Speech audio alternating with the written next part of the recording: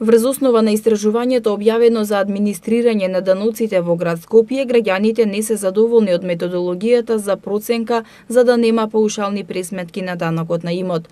Во објавената анализа, повеќето граѓани објавиле дека паушалната проценета вредност е далеку од реалната пазарна вредност на данокот што го плаќаат.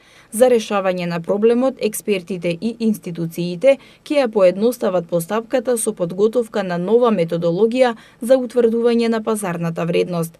За да се реализира тоа, треба да се изврши масовна процена од Агенцијата за катастар на недвижности, а се препорачува и вклучување независни проценители, особено во случаи на жалбена постапка и реевалуација на вредноста на имотот, по примерот на европските држави. Податоците покажуваат дека во Македонија стапките на данок на имот се ниски во споредба со европските земји, но сепак граѓаните не се согласуваат со износот што го плаќаат за данок на имот, односно за данок на наследство и подарок. Иако сегашната методологија не става акцент на географската локација на сопственоста при одредување на цената, што е најзначаен критериум во најголем дел од развиените држави. Таа е доста сложена и најчесто не се излегува на терен за да се направи проценка. Општините немаат доволно ресурси да го остварат тоа и да ги покријат сите имоти. Потребно е нејзино поедноставување и обезбедување како општините може да вршат увид на терен, велат испитаниците вклучени во анализата. Промена на сегашната состојба се очекува со новиот закон за проценка на кој работи Министерството за правда и завршувањето на изработката на новата методологија на која работи Министерството за транспорт и врски. Како што информираат од таму, постапката е во тек и се очекува во септември да биде донесена методологијата, за да може да почнат обуките и испитите за проценувачите. За да може да се изврши масовна проценка која би била корисна во пореална проценка на имотот, Агенцијата за катастар на недвижности досега воспостави регистар на цени и закупнини. Досега се собрани податоци од околу 70.000 трансакции за продажба на недвижности.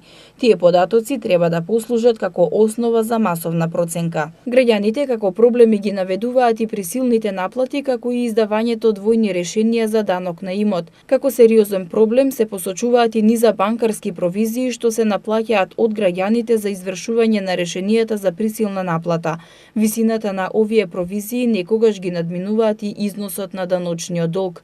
Например, за извршување решенија за присилна наплата, висината на банкарската провизија се движи меѓу 600 и 1500 денари, за делумно извршување решение од 50 до 400, при блокирање и деблокирање на сметка од 200 до 500, а за издавање податоци за присилна наплата од 500 до 50 денари. За надминување на состојбите се бараат измени на законите за даноци на имот и за даночна постапка, како и дополнително екипирање на општинските администрации, со што бенефит ќе имаат не само граѓаните со подобри услуги, туку и буџетите на општините. Проблем што трае со години е и за ослободување од данок ако градежното земјиште се користи за земјоделски цели. Тоа да го докаже одреден граѓанин, буквално мора да помине низ Голгота. Постојат и примери кога по можностите за приватизација граѓаните за 300 до 400 метри квадратни дворно место добиле износ за годишен данок на имот од 8.000, 10.000 и 16.000 денари. Граѓаните со ниски примања не може да го платат тој износ, бидејќи некој утврдил таква пазарна вредност.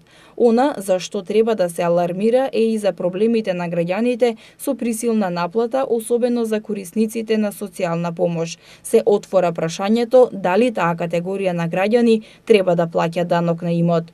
Од град Скопје се согласуваа дека методологијата за проценка на пазарната вредност мора да претрпи соодветни промени. Во 2017 година наплатата на данокот на имот, согласно изготвените и доставените решенија во град Скопје, изнесува 83%.